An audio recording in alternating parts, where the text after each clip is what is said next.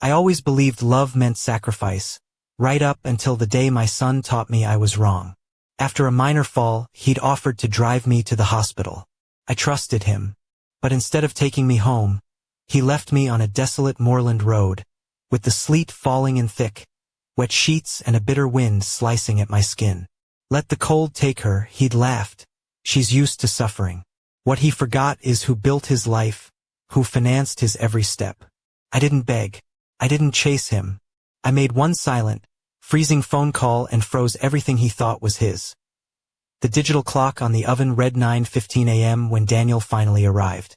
I watched him from the window of my small cottage, his dark gray BMW X5 idling in the lane, its engine a low thrum against the quiet of the morning. He was staring at his phone, the blue light illuminating his face, rather than getting out to knock. It was typical of him now, this expectation that I should scurry out to him as if I were his personal assistant, not his mother. I took my time pulling on my coat. Not the thick, practical puffer jacket I'd bought in the sales last year, but the thin, tweed balmacon that had belonged to my late husband, Arthur. It was 20 years old, smelling faintly of him and old books, and Daniel had remarked more than once that it made me look like a bag lady. But it was all I had left of Arthur, and the biting January wind wasn't going to stop me from wearing it. When I finally walked out, the gravel crunching under my sensible flat boots, he didn't even look up as I opened the passenger door. His first words were a muttered complaint about me being late, the car already purring into motion. "Good morning to you too, Daniel, I'm also fine. Thank you for asking." He sighed, a sound he'd perfected since his teenage years, as if my very existence was a personal inconvenience. "We need to talk, Mom, after your appointment." A familiar knot tightened in my stomach, but I kept my voice calm. "What about? About your arrangements. Your future." Arrangements, as if I were a piece of furniture that needed to be relocated. I stared out of the window at the icy Derbyshire lanes, remembering when Daniel was 10, begging me not to go to my nursing shift during a snowstorm because he was scared something would happen to me. Now, at 40, he spoke of me as if I were a problem to be solved. The accident had been minor, a slip on some black ice in the Tesco car park 3 days ago that had left me with a few spectacular bruises and a sprained wrist. But Daniel had insisted it was a sign that I was becoming unreliable. Chloe, his wife, had used the word burden on the phone when she thought I couldn't hear her. A burden, after everything I had sacrificed. "How's Lily?" I asked, trying to steer the conversation towards my 17-year-old granddaughter. "Busy with her A-levels. She has better things to do than visit." A lie. Lily had texted me the night before, asking if she could pop over on the weekend. Daniel had probably forbidden it, as he'd done so many times before. "Daniel, you do know I'm not a charge, don't you? I just had a small fall. It happens." He stopped at a set of temporary traffic lights and finally turned to look at me. His eyes, once warm like his father's, were now cold and calculating. "You're 68, Mom. You live alone in that tiny cottage. What if you fall and no one finds you for days? I have neighbors. I have friends." Friends? When was the last time anyone other than family visited? The question stung because I knew the answer. It had been months. After Arthur died, and especially after Daniel started making comments about how unseemly it was for his mother to be relying on strangers, I'd stopped trying so hard to maintain friendships. "Look," he continued, his voice adopting that condescending tone he used with his junior staff, "Chloe and I have been looking at some options. There are some really lovely places where you could have company, activities, care homes, assisted living communities, on-site medical staff, a chef, entertainment. You haven't even heard the options." I said, "No, Daniel." The light turned green, and he accelerated sharply. The rest of the journey to the Buxton Hospital was spent in silence, but I could feel his irritation radiating like heat from the driver's seat. It was the same energy he'd had as a boy when he didn't get his way, that quiet, simmering rage that would eventually explode. The appointment was routine. Dr. Sharma confirmed what I already knew. Minor bruising, a sprained wrist that would heal in a week. Nothing to justify the drama Daniel had created. But when we returned to the car, His mood had darkened further. "See," I said, buckling my seatbelt perfectly fine. "Just need some ibuprofen for a few days." He grunted in response but didn't start the engine. Instead, he pulled out his phone and began typing furiously. I watched him, noticing the tension in his shoulders, the hard set of his jaw. His phone rang. It was Chloe. "What?" he snapped. "Yes, I'm with her now." "No, she hasn't changed her mind about anything." "Yes, I know. I know."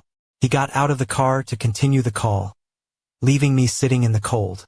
Through the steamed-up windscreen, I could see his exaggerated gestures, the way he paced back and forth like a caged animal. When he returned 10 minutes later, something in his expression had shifted. There was a hardness there that hadn't been present before. "Daniel, is everything all right?" "Everything's perfect, Mom." He started the engine. "Absolutely perfect." Instead of taking the familiar route back to my cottage, he turned east, towards the high, empty moors that bordered the Peak District National Park. I said nothing at first, thinking perhaps he was taking a scenic detour to cool off. But when we passed the last pub before the road narrowed into a single, winding track, I finally spoke. "Daniel, where are we going? I wanted to show you something." "Show me what?" "There's nothing up here but sheep and old quarries." "Mom," he interrupted, his voice unnervingly calm, "I think you need to learn to stand on your own 2 feet. He pulled over in a gravel lay-by where the road overlooked a vast, bleak expanse of winter-brown heather and dark, brooding rock. In the distance, I could see the skeletal remains of an old lead mine, but there was nothing else. No houses, no farms, no people. Just the wind, the sleet, and the mournful cry of a curlew. "Daniel, this isn't funny. Take me home." He sat for a moment, hands gripping the steering wheel, staring straight ahead. When he spoke, his voice was so low I could barely hear it over the wind. "Do you know what Chloe said to me last night? She said you're like a limpet, clinging on to us because you have nothing else in your life." The words hit me like a physical slap. "Daniel, that's cruel." "Is it cruel or is it the truth?" He turned to me, and for the first time in years, I saw something in his eyes that frightened me. It wasn't anger. It was worse. It was disgust. "My whole life you've been there, playing the martyr. I sacrificed everything for you, Daniel. I worked 3 jobs for you, Daniel. I spent my retirement savings on your business, Daniel. Because I love you. Because I wanted you to have opportunities one never had." "No, Mom." "You did it because you needed to be needed. And now that I've built my own life, now that I have my own family, you still expect me to be your grateful little boy." I got out of the car before he could stop me. The icy wind cut through my thin coat, plastering the simple silk of my dress to my legs. But I needed air. I needed space to process what I was hearing. "Get back in the car, Mom. Not until you tell me what's really going on here." He got out too, leaving the engine running. I could see his breath in the freezing air as he shouted. "What's going on is that I'm tired. Tired of pretending to care about your opinion on my life. Tired of Chloe having to whisper about you like you're some embarrassing secret. Tired of my own daughter having to lie about visiting you because she doesn't want to hurt my feelings." Every word was another blow. But what came next was worse. "And I am especially tired of pretending I don't know that you control my money like I'm a child." There it was. The real truth behind it all. "Daniel, that money was to secure your future. It was to control me." His voice cracked, not with emotion, but with something uglier. "Until I call the solicitors and have your name taken off everything." He got back in the car. I waited for him to open the passenger door, to shout at me to get in so we could go home and fix this. Instead, he just rolled down the window and pushed my handbag out onto the wet gravel. "Daniel, please. Maybe some time alone will teach you to appreciate what you have. Daniel, you can't leave me here. It's freezing. You're only a few miles from town. Mom. Walk. Call someone. Find out for yourself just how valuable those friends you claim to have really are." The car began to pull away before I could reply. I ran after it for a few yards, shouting his name, but he slowed just enough for me to hear his final words float back on the icy wind. "Let the cold take her. She's used to misery." And then he was gone. I just stood there, In the middle of nowhere, a stranger's warmth had saved my life. When I woke up in a hospital room, the first thing I saw was the young man, Leo, sitting in the hard plastic chair beside my bed. He was still wearing his high-vis work trousers and a dark blue fleece. His hands, chapped and calloused from manual labor, wrapped around a paper cup of what smelled like truly awful hospital coffee. He had dark circles under his kind eyes, suggesting he'd been there all night. "How are you feeling?" he asked the moment he saw I was awake. His voice a gentle Derbyshire burr. My throat was as dry as sandpaper. Like I've been run over by a very slow, very cold bus, I managed to croak. He smiled at the attempt at humor. "The doctors say you were lucky. Early stage hypothermia, but they got to you in time. As if we were a team." "What's your name?" I asked. Leo. "Leo Wallace. I worked for the council. On the gridding crew. I was on my way back to the depot when I saw you." "Worked?" He shrugged, a slight tension in the gesture. "My shift ended at 6. I suppose being 3 hours late to file my report didn't go down too well. The realization hit me like a wave of cold water. You lost your job helping me. Don't you worry about that, Mrs. Halpern. Ruth Halpern. Don't you worry, Ruth. My supervisor's a right git anyway. Probably time I looked for something better." There was an ease in the way he said it, but I could see the genuine worry in his eyes. This young man had sacrificed his livelihood to save a stranger, and he was trying to make me feel better about it. "Do you have family, Leo?" His expression softened. "My gran passed last year. It was just us. I looked after her in her last few years, after her stroke." "And your parents?" "My mum left when I was a kid. Dad," he shrugged again, "never really knew him. But my gran, she raised me right. Taught me that when you see someone who needs help, you don't just walk on by." I felt something loosen in my chest. Here was this young man who had lost so much, who clearly had so little, and yet he'd risked it all to help an old woman he didn't even know. The contrast with my own son was so sharp it almost took my breath away. "Why did you stay?" I asked. "The paramedics came, they brought me here. You could have left." Leo looked down at his hands, as if the question had caught him off guard. "I don't know, honestly. I wanted to make sure you were all right. When I found my gran after her stroke, I was just a scared kid. No one stayed with me at the hospital. I had to wait alone for hours, not knowing if she was—" He stopped, clearing his throat. "I suppose I just didn't want anyone else to go through that." Tears pricked at my eyes, but I blinked them back. Has anyone called? Asking for me? The doctors said they tried your emergency contact, but the number wasn't working." Of course it wasn't. Daniel had probably changed his number the second he drove away. Or perhaps he was simply not answering calls related to me. "Leo, can I ask you something?" "Of course. Do you have my handbag?" "Yes, it's here." He reached down and lifted it from the floor. "The paramedics brought it with you." I took the bag with shaking hands and fumbled inside. My wallet was there, but it felt noticeably lighter. I quickly checked for my driving license, my bus pass, but all my cash was gone. My debit card was also missing. "Someone's been through my bag," I said, more to myself than to Leo. "What?" "Nothing important." But it was. It was very important, because Daniel had access to that debit account. It was a joint account we'd set up years ago so he could help me with shopping when I'd been ill with the flu. We'd never closed it. But what Daniel didn't know was that account contained precisely £300. Pittance, really. Everything else, everything that mattered, was in accounts he knew nothing about, under the control of trusts I had established with meticulous care years ago. Arthur had always said, "Ruth, you're too clever for your own good." But for the first time in months, I felt grateful for every paranoid instinct that had led me to protect my true assets. "Do you need me to call someone?"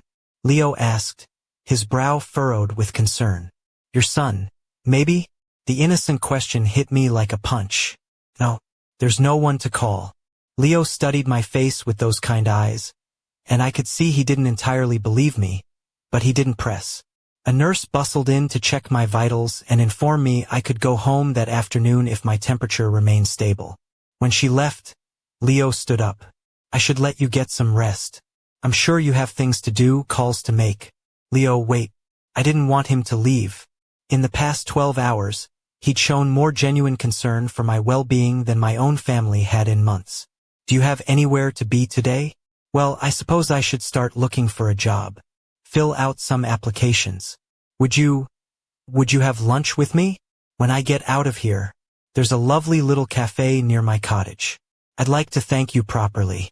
His smile was genuine and warm. I'd love that, Ruth. After he left, I lay back, staring at the acoustic tile ceiling, and thought. Daniel believed he'd left me for dead. But instead, he'd left me to remember who I really was. I am Ruth Halpern. I kept a family afloat for 20 years after my husband died. I built an accountancy practice from nothing while raising a teenage son. I invested and managed money well enough to fund Daniel's company and still maintain my own financial security. I am not a victim. I am a survivor. And it was time Daniel learned the difference. I reached into my handbag again, deeper this time. There it was, in the zipped inner pocket Daniel hadn't bothered to check. My little leather-bound address book. Inside was the number I needed. Allison Greer, my solicitor. When a different nurse came on for the afternoon shift, I asked if I could use the room's phone. Of course, love. Do you need some privacy? Yes, please. I dialed the number from memory. Allison answered on the second ring. Greer and Associates. Allison, it's Ruth Halpern. Ruth, how are you? I haven't heard from you in an age. I've been better, Allison. I need you to activate the November mandate. There was a long pause on the other end of the line. The November mandate was something we'd established 3 years ago, after Daniel had started making noises about streamlining my finances. It was a contingency plan that would place all my assets under immediate legal protection if I ever felt they were threatened. Ruth, are you sure? Once we do this, it will be very difficult to reverse. I am completely sure. May I ask what's happened? I told her everything. The drive to the hospital, the conversation in the car, being abandoned on the moors. When I finished, Allison was silent for so long I thought the line had gone dead. Allison, I'm here, Ruth. Just so angry I can barely speak. Give me 1 hour. Everything will be frozen by 5 p.m. Thank you. Don't thank me yet. When we're finished with this, your son is going to find out exactly how much of his life has been built on sand. After I hung up, I lay back against the pillows and closed my eyes. For the first time in years, I felt truly in control of my own life. When Leo returned that afternoon to walk me to lunch, there was something different in my posture. He noticed it immediately. You look better, Ruth. Stronger. I feel stronger.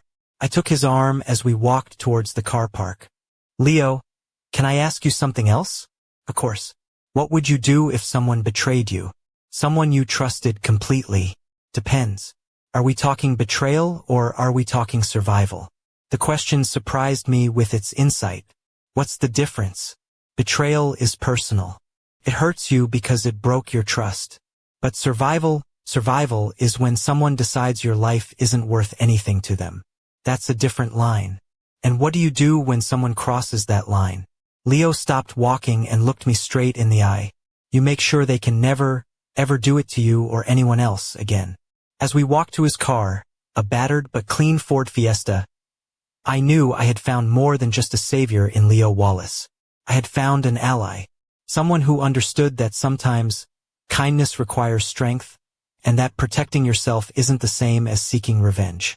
It was exactly the kind of clarity I needed for what was coming next. Because somewhere across the county, Daniel was about to get his first call from his bank. And his perfect, carefully constructed world was about to start unraveling, one frozen account at a time. The only question was whether he would learn from it, or if he would simply dig himself deeper into the hole he'd made for himself when he decided my life wasn't worth the trouble of a drive home. Daniel was about to learn what it cost to cross me, but first Leo and I needed lunch. I chose the little cafe in the village, not because the food was exceptional, though Frank's bacon buddies were legendary, but because Frank had known me for 20 years. It was one of the few places I still felt like a person, not an obligation. Ruth. Frank emerged from behind the counter as soon as we entered, his large frame wrapped in a slightly greasy apron. Haven't seen you in weeks. Where've you been keeping yourself? Having adventures, Frank. I introduced him to Leo and watched as Frank instantly assessed the situation. An older woman with a young man who was clearly not family, both looking a little frayed around the edges, she with a new, harder set to her jaw. Frank was old-school Derbyshire. He knew someone who'd been through the ringer when he saw one. Sit where you like, he said, his voice gruff with kindness. Lunch is on me today. Frank, you don't have to. Ruth, in my 50 years in this country, I've learned that when someone comes into my cafe with that look in their eyes, they need more than a hot meal. They need to know there are still good people in the world. We sat at a small table by the window, where I could see my cottage's slate roof across the green. Leo ordered a full English breakfast. I asked for what I always had here, a bowl of tomato soup and a thick slice of buttered granary bread. Comfort food. So, Leo said after Frank had bustled away, do you want to talk about what really happened yesterday? What do you mean? Ruth, I found a 68-year-old woman on the moors in the middle of winter, wearing only a thin coat and with no working phone. That's not an accident. I studied his face. There was no morbid curiosity there, just genuine concern and something else, the kind of understanding that comes from having seen too much unkindness in your own life. My son left me there. Why? The simple question disarmed me more than any expression of horror could have. Because he thinks I'm a burden. Because his wife thinks I'm an embarrassment. Because I stopped trying to find the words. Because they wanted the money without the responsibility that came with it. Leo nodded slowly. And the money is safe. It has been for years. My late husband was paranoid about that sort of thing. Turns out, I inherited some of that paranoia. Good. He said it with quiet finality. Just good. Because anyone who'd leave their own mother to die in a snowstorm doesn't deserve a pot to piss in. Our food arrived, and we ate in a comfortable silence for a few minutes. But my phone, the burner I'd bought at the corner shop on the way, began to buzz. It was Allison. Ruth, where are you? Having lunch. It's done. Done? All access frozen as of 4:47 p.m. The credit lines, the trust accounts, the business collateral. It's all locked down. I've also filed the paperwork to transfer the trusteeship of the main fund to my office, as we discussed. How long until he notices? Well, that depends on when he next tries to use a credit card or access the company funds. But Ruth, there's something else. I had a call 20 minutes ago from his bank, inquiring about unusual activity on your joint debit account. My stomach tightened. What kind of activity? Someone tried to transfer £3,000 to an external account this morning. The transfer was blocked because the bank noted it originated from a different IP address than usual, and because the amount was unusually high for that account. A cold fury settled in my chest. It was Daniel. He must have taken my debit card when he went through my handbag. He went through your bag? After he left me on the moors.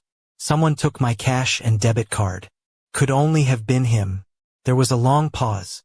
When Allison spoke again, her voice had an edge I hadn't heard before. Ruth, that's theft. Theft from a vulnerable person. If you want me to, I can have your son arrested this afternoon. The offer hung in the air between us. A part of me, the part that could still feel the cold biting at my face as I watched his tail lights disappear, wanted to say yes immediately. But I glanced at Leo, who could clearly hear the gist of the conversation, and saw something in his expression that made me pause. Not yet, I told Allison. I want to see what he does when he realizes the real money is gone. Are you sure? I'm sure. But document everything. If he chooses to make this worse, I want to have options. After I hung up, Leo leaned forward. Can I ask you something personal? At this point, I don't think there's anything that isn't personal. Why don't you want him arrested? He tried to steal from you after leaving you for dead. It was a good question. Why didn't I? He deserved it. Any court in the country would convict him. Because I want him to have the chance to choose to do the right thing. If I have him arrested now, he'll always be able to tell himself he was the victim of a misunderstanding. But if I give him the opportunity to come and apologize, to make amends, and he chooses to double down instead, then he'll know what kind of man he really is. Exactly. Leo smiled, but it was a sad smile. You know, my gran used to say something similar. She'd say you can't change people, but you can give them enough rope to hang themselves. Your gran sounds like a wise woman. She also used to say that the true measure of a person wasn't how they treated people who could do something for them, but how they treated people who could do nothing for them at all. Those words stayed with me as we finished our lunch. It occurred to me that Daniel had spent so long thinking of me as someone who could do nothing for him, he'd completely forgotten I could do things against him. My phone buzzed again. This time it was a number I recognized. Mom. Daniel's voice was strained, almost frantic. Where the hell are you? I'm having lunch. Lunch? I looked for you everywhere. I went back to where I left you, and you were gone. Interesting. So he had gone back for me. That was something. When did you go back, Daniel? This morning. Around 8. Mom, there's something weird going on with the accounts. Oh? Yes, my credit card was declined at the petrol station, and when I called the bank, they said something about frozen funds. And then when I tried to access the business backup account that is secured by my assets. Yes, that one. Mom, what is going on? I could hear the real panic in his voice now.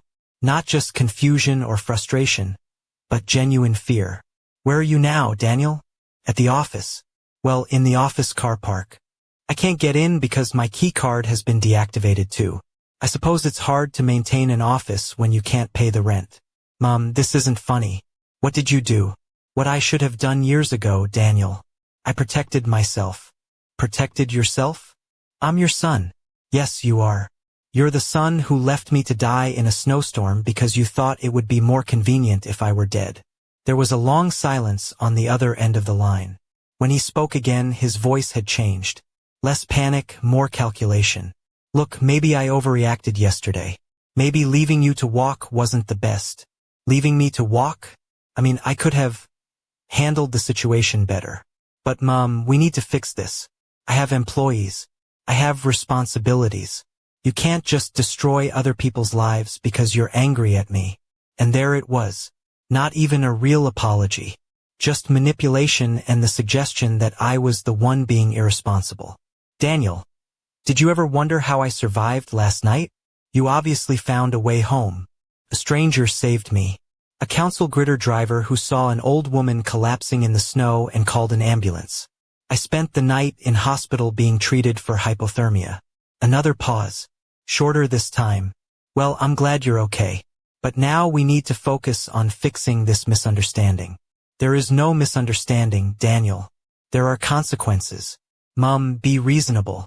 I am being perfectly reasonable. I am protecting my assets from someone who tried to steal £3,000 from me this morning. Steal? That account is joint. That account contains my money, and from the moment you abandoned me yesterday, you forfeited any moral right to access it. This is ridiculous. I'm coming over there right now, and we are going to sort this out. No, Daniel, you are not coming here. You're banning me from your cottage? I'm giving you an opportunity to think. Really think about what you did and what you want to do about it. When you are ready for a real apology, not a manipulation but a real apology, you can call me. Mom, I hung up the phone. Leo was watching me with what I could only describe as admiration. That was incredible. It didn't feel incredible. It felt necessary. Do you think he'll come anyway? I glanced out of the window at my little cottage, thinking about the question. I knew Daniel. When he felt cornered, his first reaction was always to double down on aggression. Probably. But I think this time, I'm ready for him. Because for the first time in years, I had something Daniel didn't expect me to have. An ally. Someone who had seen me at my most vulnerable and had chosen to help, without asking for anything in return. And as I watched Leo finish his breakfast, I realized there was something else Daniel hadn't expected. He had underestimated exactly how clever his mother was. And that was going to cost him everything. It was going to cost Daniel everything. But first, I needed to find somewhere to stay that wasn't my cottage. Leo helped me gather a few essentials after lunch. As we reached the top of the lane, I could hear the shouting from my front garden. Open this door. Mom, I know you're in there. Daniel was standing at my front door, pounding the solid oak frame with his fist. Chloe stood beside him, holding her phone up as if she were recording the scene. Is she filming this? I whispered to Leo, pulling him behind the dry stone wall that bordered the churchyard. Looks like it, he said grimly, probably to show how unreasonable you're being. We watched them from the cover of an ancient yew tree. Daniel looked dreadful. Hair unkempt, the same expensive but now rumpled clothes from yesterday, his eyes bloodshot. Chloe, by contrast, looked perfectly groomed, her makeup immaculate, as if this were just another kind of social performance for her. Ruth, she called towards the door, her voice sharp and brittle. This is ridiculous. You come out right now and fix this mess you've made. The mess I've made, I muttered. Leo put a gentle hand on my arm. Is there another way into your cottage? There's a back door through the scullery, but he'll see us cross the garden. I trust my neighbor, Mrs. Davies, more than my own family, apparently. We slipped through the lich gate and around to the row of terraced cottages behind mine. I knocked on Mrs. Davies's door. She was a woman of 75 with a steely gray perm and a no-nonsense attitude, who made the best Victoria sponge in the village. Ruth, she said, opening the door. What's all that racket? Family trouble, Enid. Could we possibly use your garden to get to mine? I just need to grab a few things. Enid Davies studied my face, then looked at Leo, then back at me. Like Frank, she had that gift for reading a situation quickly. Of course, love. Tea afterwards? Thank you. It took me less than a minute to slip through her back garden, unbolt my own scullery door, and get inside my cottage. I could hear Daniel and Chloe still arguing in the front garden, but now their conversation had shifted. Maybe we should call the police, Chloe was saying. Report her as mentally incompetent. It won't work, he grumbled back. We'd need medical assessments, witnesses. What about the council lad? The one she was with in the cafe? I bet he's taking advantage of her. I saw them through the window as we drove past. She was handing him money or something. Daniel fell silent for a moment. Then, Chloe, you're a genius. I moved quickly, packing a small overnight bag. Clothes for a few days, my medication, my laptop, and most importantly, the old shoebox from the top of the wardrobe that held all my important documents. I also grabbed the small digital recorder I'd used for work meetings years ago. As I slipped back out through the scullery, I could hear Daniel had started pounding on the door again, but now he was shouting different things. Mom, we know someone's in there taking advantage of you. We're gonna call Adult Social Services. Leo was waiting for me in Mrs. Davies' kitchen, a grim expression on his face. Did you hear that? I asked. Every word. They're trying to build a case that you're being manipulated by me so they can get control of your finances. Mrs. Davies appeared with a tray of tea and biscuits. Your son is very loud and very rude. I don't like him. I don't like him very much right now either, Enid. Do you need a place to stay? She asked directly. My spare room is all made up. The offer moved me so much I almost cried. Here was another stranger, well, not quite a stranger, but certainly not family, offering help without a second thought. Thank you, but I think it's best if I'm not in the village for a few days. I don't want to cause any trouble for you. Where will you go? I looked at Leo. Do you know anywhere cheap I could stay? Actually, he said, a thoughtful look on his face. I have a better idea. My mate Steve, he's away for 2 weeks visiting family in Australia.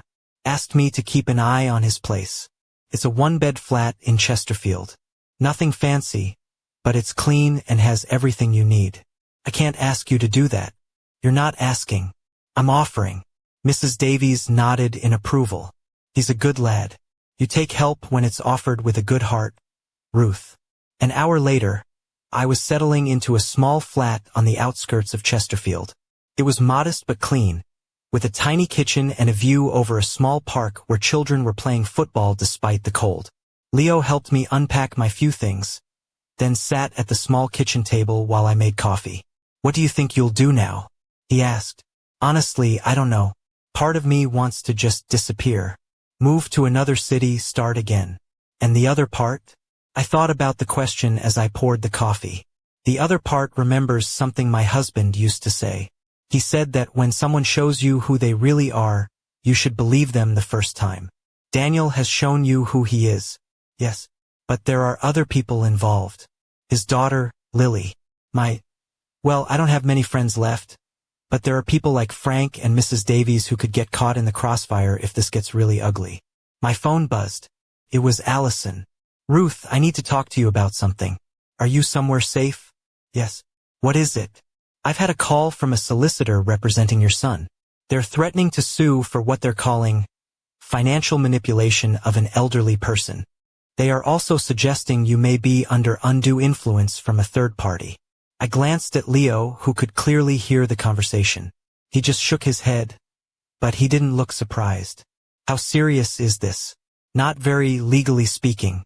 You have clear documentation that these protections were put in place years before any of these events. But Ruth, I also had another call. From a reporter. A reporter? His name is Noah Zimmerman. He says he's working on a story about financial abuse of the elderly, and that your son's name came up in his research. How? Apparently, when all those assets were frozen yesterday, it triggered some automatic alert systems. The banks have to report certain kinds of unusual financial activity, especially when it involves large sums of money and older individuals. My heart hammered against my ribs. Is this going to be public? Not necessarily. The reporter wants to talk to you, but you don't have to say anything. However, Ruth, I think you should consider talking to him. Why? Because I've been doing this for 20 years, and what your son did to you is not unique. It happens all the time. Older people being manipulated, threatened, or abandoned by family members who want their money. And most of the victims never speak up, because they're ashamed, or they don't want to hurt the family, or they don't have the resources to fight back. I looked out the window at the children playing in the park. One of them, a little boy, had fallen over and was crying. Immediately, the other children stopped their game and ran over to help him up. No hesitation, no calculation of what they would get out of it. It was the kind of instinctive kindness Daniel had lost somewhere along the way. Is the reporter legitimate? I vetted him. He's won awards for investigative pieces on care home neglect and scams targeting seniors. He's not a tabloid hack. Can I think about it? Of course. But Ruth, there's something else you should know. Your son went to the media first. What do you mean? There's a social media post from his company's account, from this morning. A post about how he's navigating a family crisis and asking for thoughts and prayers during this difficult time. He's painting this as if you're the one causing the trouble. I felt that cold fury again, but this time it was different. It wasn't personal. It was a kind of clinical, calculated rage. Send me the reporter's contact information. Are you sure? Not entirely. But I think it's time someone told my side of the story. After I hung up, Leo was watching me with an expression I couldn't quite read. What? I asked. Nothing. You remind me of my gran. When she finally decided to stand up to the landlord who was trying to evict her. She had that same look. What happened to the landlord? Turned out he'd been ripping off several elderly tenants. When my gran spoke up, others did too. He ended up losing his license and several of his properties. And your gran lived in that flat for another 10 years until she died. On her own terms. I stayed awake for a long time that night, staring at the ceiling of the borrowed flat. Somewhere across the county, Daniel was probably awake too, trying to figure out how to regain control of the situation. But there was a difference between us.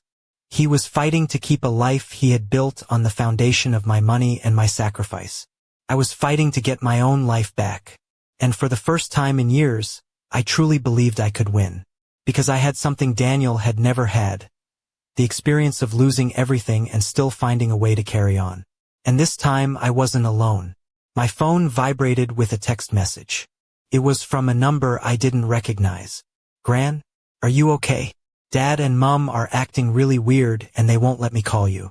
I miss you. It was Lily. I stared at the message for a long time before I typed back. I'm okay, my love. Everything is going to be all right. Noah Zimmerman arrived at the borrowed flat 2 days later, carrying a digital recorder and an expression I recognized immediately. It was the same look I used to have when I was working on forensic accounting cases, the quiet determination of someone who has seen too many numbers that don't add up. He was younger than I'd expected, maybe late 20s. With unruly dark hair and glasses he was constantly pushing up his nose. Leo had insisted on staying for the interview, sitting quietly in the corner like a silent guardian. Mrs. Halpern, thank you for agreeing to see me. I know this must be difficult. Call me Ruth. And yes, it's difficult, but necessary. Noah placed his recorder on the coffee table and switched it on. Before we begin, I want to make something clear. This isn't about revenge or shaming any one individual. I'm working on a series about the patterns of financial abuse towards the elderly, especially when it involves family members. Are you going to use my name? Only if you want me to. I can keep all identifying details anonymous if you'd prefer. I thought about that. Part of me wanted the whole world to know exactly what Daniel had done. But another part, the part that still remembered teaching him to ride his bike, wanted to shield him from the full consequences of his own actions. Let's keep it anonymous for now. But I want the story told properly. Of course. Noah consulted his notes. Can you tell me about the financial arrangements you had with your son? I told him everything. How I'd funded Daniel's university education after Arthur died. How I'd cashed in my pension early to give him the seed capital for his business.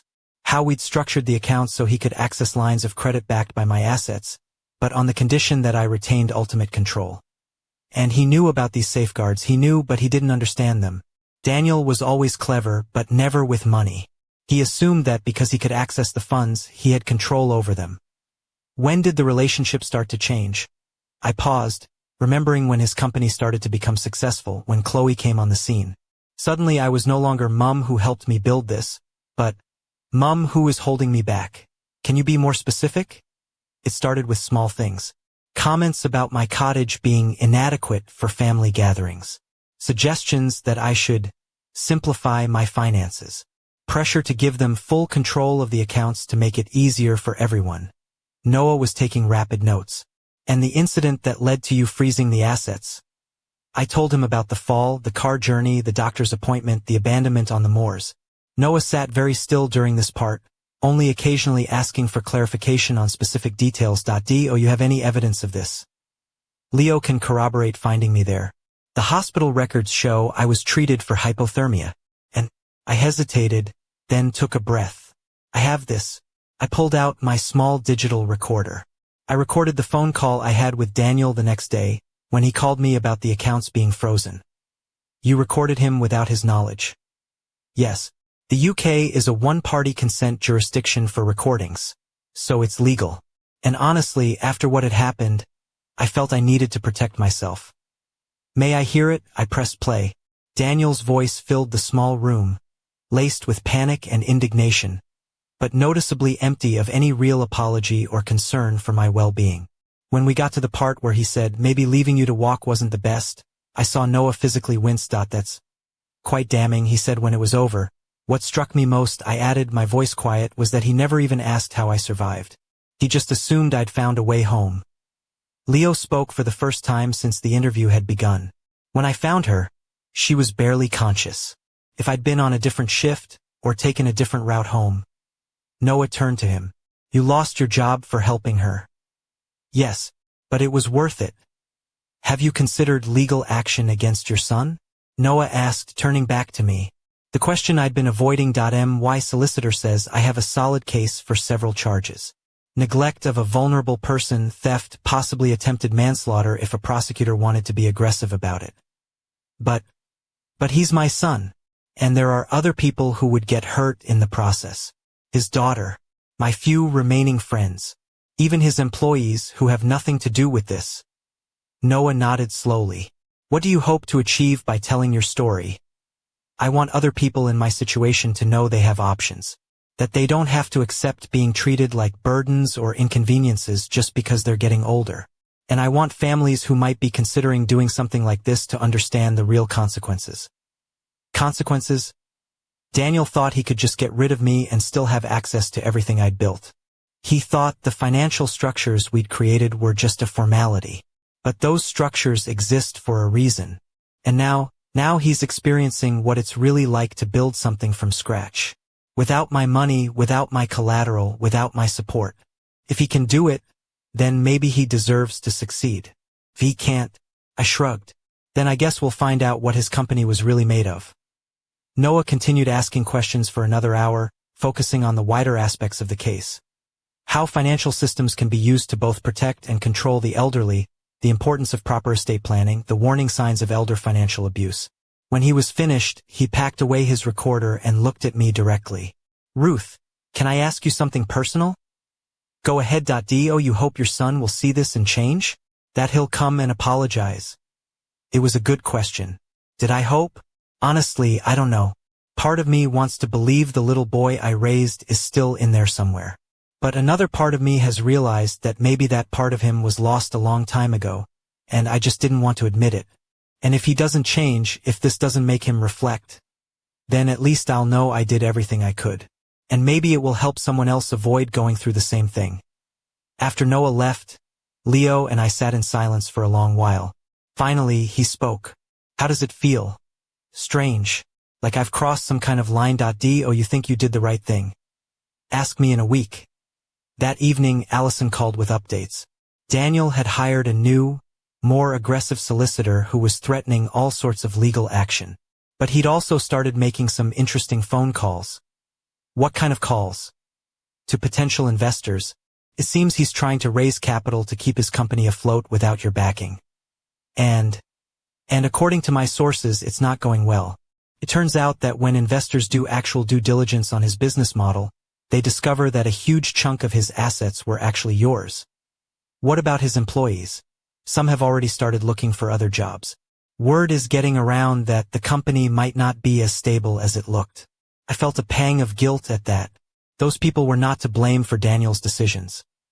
Allison, is there any way to protect the employees if the company does go under? You're thinking of backing some kind of redundancy package. Maybe.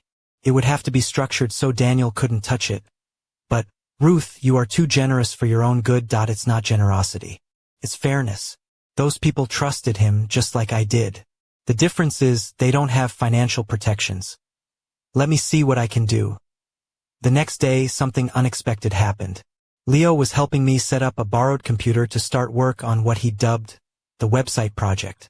When my phone rang. It was Lily. Gran? Can I see you? Of course, my love. Where are you?